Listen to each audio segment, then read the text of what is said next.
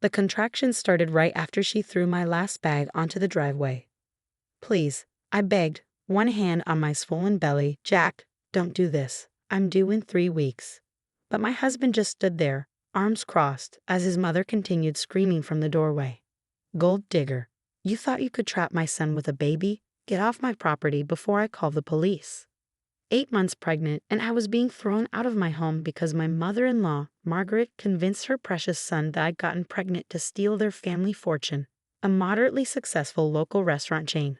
The truth was, I'd never wanted their money. I'd fallen in love with Jack when we were both waiters at their flagship restaurant. Back then, he was different, kind, loving, ambitious.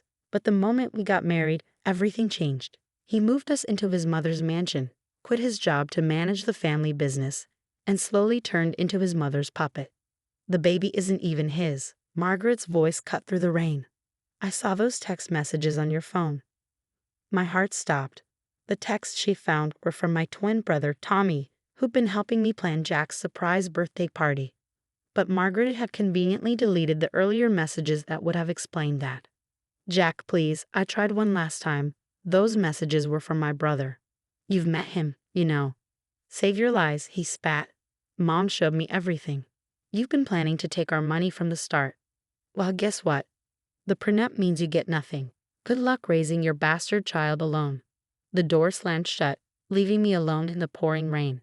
At that moment, another contraction hit, stronger this time. I fumbled for my phone with shaking hands, but it was dead. Of course it was. Margaret had probably planned this whole thing, waiting until I was vulnerable. Thankfully, Mrs. Chen from next door had witnessed everything. She rushed out with an umbrella, helped me into her car, and drove me straight to the hospital. "Those people are devils," she muttered in Mandarin, which she'd been teaching me. "But karma, it always comes back." I didn't know it then, but Mrs. Chen's words would prove prophetic. The baby came that night, a beautiful little girl named Sophie. When the nurse asked about calling my husband, I shook my head.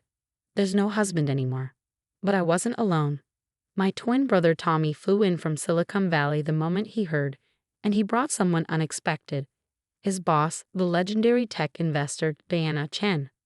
"Mrs. Chen next door is my aunt," Diana explained, sitting beside my hospital bed while Sophie slept peacefully in her bassinet. "She told me everything. And she also mentioned you're a brilliant software engineer working as a waitress." I blushed. It was true. I had a master's in computer science, but jobs were scarce in our small town. And then I'd fallen in love with Jack. "Show me your work," Diana said simply, pulling out a laptop. With Sophie sleeping soundly and Tommy keeping watch, I showed Diana the project I'd been coding in secret during my pregnancy, an AI-driven restaurant management system that could revolutionize the industry. The irony wasn't lost on me. I created it hoping to help Jack's family business. Diana's eyes widened as she reviewed my code. "This is exceptional. Why isn't this on the market?" Margaret said technology would ruin their traditional family business. I replied bitterly. She convinced Jack to shut down my project. Diana's smile reminded me of a shark. "Well, their loss is about to become our gain. How would you like to come work for me in Silicon Valley? Full benefits, on-site daycare, and I'll personally mentor you." I looked at my newborn daughter, then at the papers Tommy had already prepared, divorce filings, custody agreements, restraining orders against Margaret. A new life was waiting for us. When do we start? 5 years passed in a blur of coding, pitching, and building. Sophie grew from a tiny baby into a brilliant little girl who loved computers as much as I did. My restaurant management system, now called ServeSmart, exploded into a $100 million company. Forbes called me the woman revolutionizing restaurant tech. Diana became like a second mother, teaching me not just about business, but about standing up for myself. I thought I'd left my old life behind completely, until the day my assistant rushed into my office. "Ma'am, you need to see this." She pulled up a video on my computer. It was Margaret standing in front of my old home, which was now being sold for unpaid taxes. She was sobbing to a local news reporter. "My son's restaurant chain is bankrupt because of these big tech companies. That ServeSmart system destroyed our traditional business. And now I find out." She looked directly into the camera, and I could see the moment recognition hit her. Sarah, if you're watching this, we were wrong. So wrong. Please, we need your help. I sat back in my chair, touching the jade pendant Mrs. Chen had given me years ago. Everything comes back around, she'd said. And now, watching Margaret beg on national television, I smiled, because she had no idea what was coming next. I watched the news clip 3 more times, studying Margaret's tearful performance. My ex-mother-in-law had always been an excellent manipulator, but this time, her desperation was real. What do you want to do? Diana asked from her usual perch on my office couch. Over the years, she'd become more than a mentor. She was the mother figure I'd always needed. I want to know everything, I replied. Within hours, my team had compiled a complete report. The truth was even better than I'd imagined. After ServeSmart revolutionized restaurant management, Jack and Margaret's chain had refused to adapt. Their traditional methods, meaning Margaret's controlling micromanagement, had driven away customers and staff alike. They'd taken out massive loans to stay afloat, using their mansion as collateral. But here was the delicious part. Their biggest creditor was Chen International Holdings, Diana's company. You knew? I asked her. Diana's smile was pure mischief. I've been buying their debt for years, waiting for the right moment. The house, the restaurants, everything, it's all yours if you want it. I looked at the photo on my desk. Sophie at her 5th birthday party last week, blowing out candles on a cake she coded herself using my interactive baking program. She had my brains and determination, but she'd inherited Jack's dark hair and eyes. Not that he'd know. He hadn't tried to contact us once in 5 years. Set up the meeting, I decided. 2 days later, I walked into my old home. The grand foyer that had once intimidated me now seemed shabby, the marble floors scuffed, the crystal chandelier dusty. Margaret and Jack sat in the formal living room, both looking aged beyond the 5 years that had passed. Sarah. Margaret rushed forward, arms open, but stopped when my security team stepped in. We've missed you so much. Jack couldn't even meet my eyes. You look good. Success does that, I replied coolly, sitting down. Unlike bankruptcy, which is why you're here. Please, Margaret's voice quivered, we need help.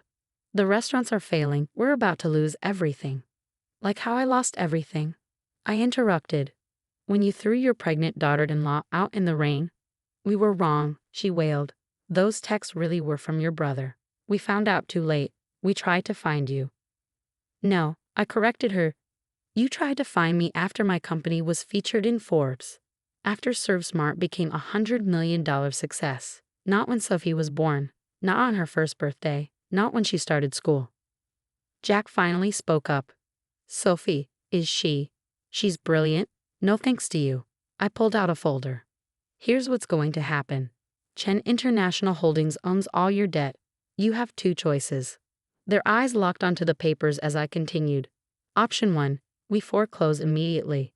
You lose everything.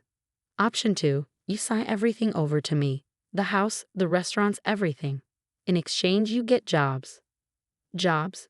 Margaret looked confused. Yes, entry-level positions at ServeSmart. You'll learn our system from the ground up. Starting salary is $30,000 a year. Take it or leave it. That's blackmail. Jack protested. No, Diana spoke from the doorway, making them jump. That's business. Something you both should learn about. In the end, they signed. What choice did they have? The next day, Margaret started her new job as a receptionist at ServeSmart's local office. Jack became a junior data entry clerk.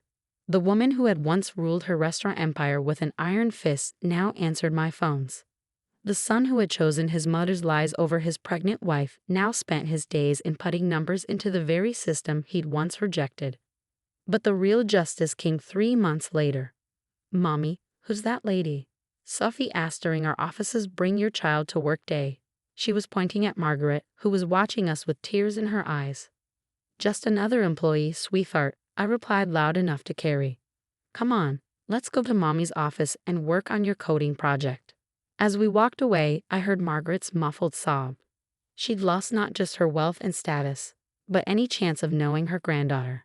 Just like they tried to take everything from me, they'd ended up losing everything themselves. Mrs. Chen had been right about karma. The following week, I donated the mansion to a charity that helps pregnant women in crisis. The restaurants were renovated and reopened as training facilities for underprivileged youth interested in technology and hospitality. Margaret and Jack watched it all from their tiny rented apartments, powerless. Sometimes during board meetings, I catch Margaret staring at the large family photo on my wall. Sophie and me with Diana and the Chins, all of us laughing during our last vacation. She sees what she could have had if she'd chosen love over greed, truth over manipulation. But as Diana always says, success isn't just about making money. It's about proving them wrong by doing right. And watching my daughter grow up strong, loved, and free from toxic influence. That's the sweetest revenge of all.